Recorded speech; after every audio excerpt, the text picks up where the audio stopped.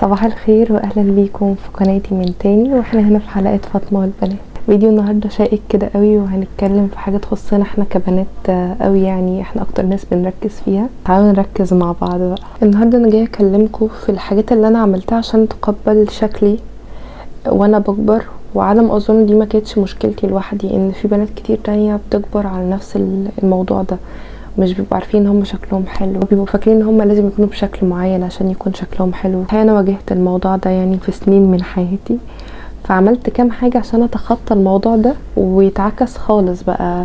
والفكرة ان موضوع الجمال وانك تشوفي نفسك جميلة مش مقتصر على الشكل السطحي ده منه، بالعكس هو بيأثر على جوانب كتير جدا من حياتك. هكلمكم برضو النهاردة بشكل مختصر كده عن كذا جانب منهم.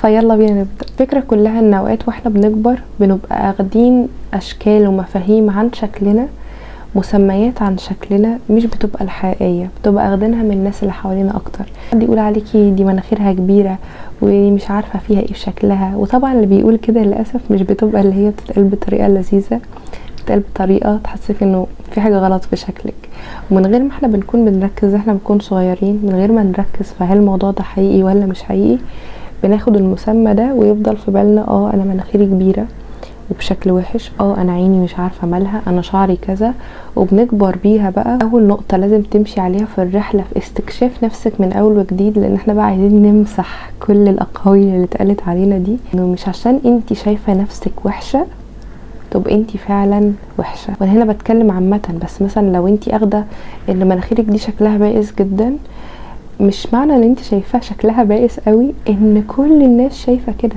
بالعكس خالص. متبنيه فكره عن نفسك مش دي النظره الحقيقيه ليها بقى. وللاسف بقى يعني في ناس، وحقيقي انا كنت منهم، اخده فكره سلبيه عن كل حاجه فيا، او بمعنى اصح انا كنتش اخده فكره سلبيه بس عن شكلي اللي هو وشي، لا عن توتالي جسمي. بس انا مش حابه النهارده اخلي الموضوع شخصي قوي عليا، انا هكلمكم في حاجات انا عملتها بس مش عليا انا، فاهميني؟ طيب بما انك انتي نظرتك لنفسك خلاص هي مش حقيقيه. في مره يا بنات كنت في جيم تمام بتمرن، وبعد كده دخلت واحده ومامتها، والبنت انا بحسبها بجد داخله عشان تتخن، يعني عايزه تتمرن عشان تتخن مامتها. فوقفت انا بعشرية بتكلم مع ناس، فمامتها بتقول ده عشان تخس. البنت بجد بالكتير قوي 65 كيلو، البنت بجد رفيعة رفيعة، مش اللي انا هجامل، هي البنت بجد رفيعة، ومامتها مصممة انها جاية عشان تخس، عشان بس نلحقها قبل ما تتخن، اصل هي تخنع شوية من المكان ده، اصل هي. فالبنت دي هي كانت صغيرة يعني تقريبا 16-17 سنة، فالبنت دي هتكبر على انها تخينة ولازم تخس، وهي مش اخده بالها ان هي رفيعة، وان بنات كتير جدا تتمنى هي تكون في جسمها. بالعكس هي مع الوقت هتتخن اكتر، على فكرة هي ماشية في طريق مش طريقها. اول حاجة لازم نعملها او ان زي ما قلت لكم ان احنا نمسح كل المفاهيم دي، وقفي قصاد المراية وقرري ان كل الكلام السلبي اللي اتقال عن كل حاجة عنك في شكلك مأزماكي انتي بتمسحيه، انتي بتشيلي المسمى ده. لان المسمى ده عايز اقول لكم على حاجه، احنا ذات نفسنا دلوقتي لما كبرنا، معلش انا بخش في تفرعات كتير في الموضوع بس عشان ابقى ملم كل حاجه يعني لحد ما اقدر.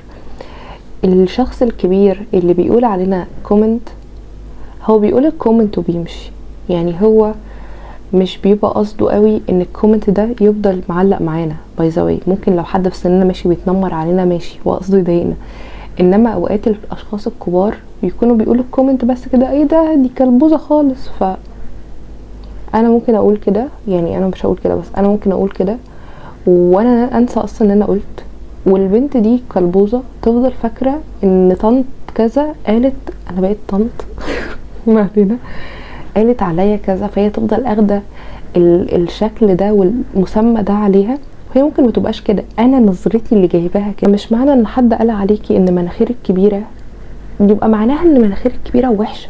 على فكره انت لو عملتي عمليه في مناخيرك وصغرتيها هي ستيل مش هتبقى محليه شكلك، هو ربنا خلقك كده بتفاصيلك كده، دي الحاجه اللي لايقه عليكي. فمش معنى ان حد قال ان في كذا فيكي، انا مركزه على المناخير، مش عارفه ليه مركزه على المناخير، هي اكتر حاجه بيتقال عليها كومنتات. ان مش معنى ان حد قال عليكي الكومنت ده بطريقه سلبيه انها حقيقيه اصلا. دي خطوه نعملها. معلش انا بتكلم بصوت واطي شويه، بس عندنا طفل في البيت مصدقنا ينام فمضطريه اوطي صوتي.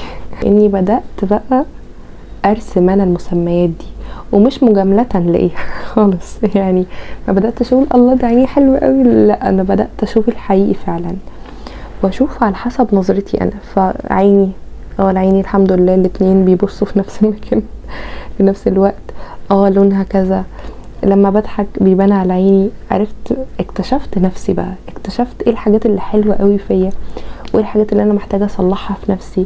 اكتشفت ان انا بعرف اعبر بعيني جدا. لما بدات اكتشف نفسي الحقيقيه بنظرتي انا الحقيقيه ليها، اكتشفت ان انا عندي مميزات كان عمري هقدر اكتشفها طول ما انا ماشيه بالكلام اللي اتقال عليا وانا صغيره بس. ولو اكتشفت ان انا مثلا عندي مشكله، بسأل نفسي سؤال تاني: هل فعلا المشكلة اللي فيا دي هي فعلا مشكلة، ولا بسبب نظرتي والمعتقدات اللي جوايا اللي هي ممكن ما تكونش برضو معتقدات سليمة، ممكن تكون معتقدات انا بس كبرت عليها بس هي مش معتقدات سليمة. وهنا بنوصل للنقطة الاهم، ان انا في ناس كتير بتقول كده بس انا باخدها في منطقه متشعبه شويه. فكره انك تلاقي ممثله مثلا وتشوفي هي بتعمل ايه بالظبط، ممثله شبهك تحديدا وهي بتعمل ايه وتعملي شبهه. انا بقى بقيت اشوف فين الممثله، او حتى مش ممثله، انا بخش على بنترست، انا بخش على اي حد، اي بنت عاديه منزله صورها على الانستجرام وعلى الفيسبوك، اشوف احس شكلها كده ايه شبهي شويه، او عندها مشكله شبه مشكلتي، فاشوف هي بتلبس ايه، تتعامل ازاي مع الموضوع اللي عندها ده. ولو هي بتتعامل عادي يعني بقتبس الموضوع منها، لو هي بتتعامل عادي او عرفت تحل المشكله بطريقه معينه، بمشي على التراك اللي هي مشيت عليه، بكتشف انه اتس اوكي. يعني هي الموضوع ما كانش بالافواره اللي كانت في دماغي، اللي انا شعري بالشكل المعين ده مضايقني جدا ولازم الاقي له حل، او مش بتبقى مكلكعه زي ما هي مكلكعه في دماغي. وحاجه تانية ملهاش علاقه بالموضوع قوي، بس انا يا بنات لما مثلا اكون عايزه اشتري فستان معين، او في فستان معين ديزاينه في دماغي، او الاوحش بقى ان انا يكون مثلا خلاص عملت فستان ومش عاجبني، حاجه مش عاجباني خلاص، او مثلا عملت اوضتي بشكل معين ومش عاجباني، اخش على بنترست واشوف شكل اوض الناس اللي اوضتهم شبه اوضتي، فلاقي ان اوضتهم حلوه قوي، فاحس ان اوضتي كمان حلوه. عارفين، بقنع يعني، براضي نفسي. وفعلا يعني نظرتي ليها كلها بتختلف، فبقيت ماشيه كده كمان مع شكلي وملامحي وجسمي وكل حاجه. فكره ان تاثير بقى فكره انك ما تكونيش شايفه نفسك حلوه، ده مش بس بينأثر على انك تبقي ماشيه مهزوزه او مش عارفه ايه، لان انا كنت بفيكت انتل ميكت. يعني انا كنت بفيك ان انا واثقه في نفسي طول الوقت، انا شايفه نفسي مش حلوه شبه البنات، واني ملامحي يعني، واي حد بيقول لي كلمه حلوه اكيد ده جبر خواطر اكيد.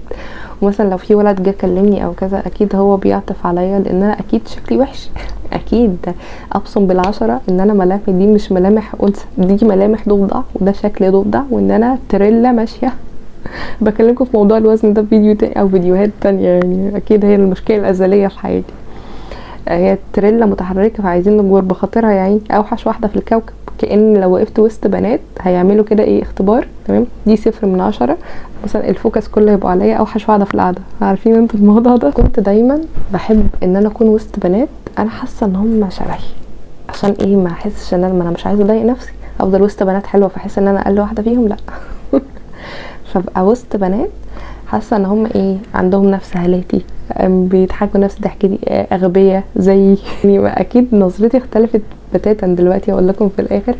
بس انا دايما بقى ايه في السيف زون بتاعتي ان بنات شبهي عشان ما احسش ان انا فيا حاجه غلط. الموضوع بقى اختلف 180 درجه اول ما بدات ابص لنفسي الحقيقيه في المرايه بنظرتي انا ليها، بنظره فاطمه لفاطمه، مش بنظره عمو اللي قال ان انا لازم اخس، ولا طنط اللي عيبت على شعري، ولا مش عارفه مين عيب على الحبوب اللي في وشي.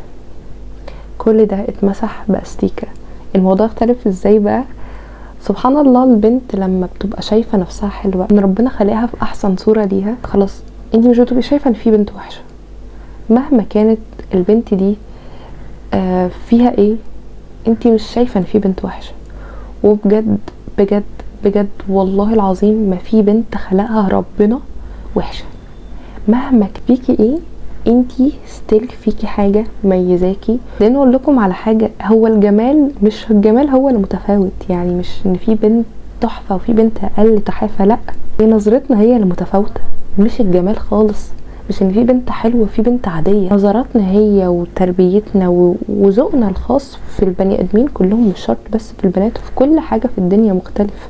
فمفيش بنت حلوه في بنت وحشه. فكره انك تكوني راضيه عن شكلك وان مفيش نظره معينه اصلا هتفرق معاكي. يعني انا لو جه حد قال لي دلوقتي ان انا شكلي وحش، يعني اتس اوكي دي نظرتك الشخصيه. وبرده لو حد جه قال لي ان انا حلوه، اتس اوكي دي برده نظرتك الشخصيه. المهم انا شايفه نفسي ايه وبتعامل على اساسه. وفي نقطه التعامل على اساسه ده هيفرق معاكي في كل حاجه. هيفرق في علاقاتك مع اهلك، مع اصحابك، مع حتى جوزك او خطيبك، بالذات لو مخطوبه او متجوزه. انتي عمرك ما هتغيري من البنات خالص. اسمعي مني، لما بتشوفي نفسك حلوه مهما كانت زميلك جوزك في الشغل تحفه، انتي شايفاها تحفه، انتي عمرك ما الموضوع هيأثر فيكي. هتحسي ان هو ممكن يشوفها احلى منك. اصلا انت شايفه نفسك حلوه وانتي اخده بالك ان نظره الجمال متفاوته. حتى لو هو شافها حلوه، انتي برضه هيبقى جواكي مفيش قلق، انتي مش قلقانه، بس انتي عارفه ان انتي حلوه. فبما انه هو شافها حلو مثلا وخانك او عمل anyway وحش في حقك، غلطه الشخصي ده اللي يصب عندك في شيء. مش فكره بقى ايه ده، دي احلى مني، ده مش عارفه ايه، ده وترتك اول ما بنت وحلوه تقرب منك هتوترك. لا لا لا، الموضوع ده هيختفي تماما. واخر حاجه انا حابه اقولها، استثمري طاقتك ومجهودك وتفكيرك في انك تكوني احسن حاجه من نفسك. اذا كان بقى في شكلك وفي طريقتك وفي اسلوبك وفي ثقافتك، كل حاجه استغلي طاقتك فيكي. دي حاجة عمرك ما هتندمي عليها. بس كده، اشوفكم في الفيديوهات الجاية. بتنسوش تحط لايك وكومنت والكلام ده. ودمتم سالمين والسلام عليكم.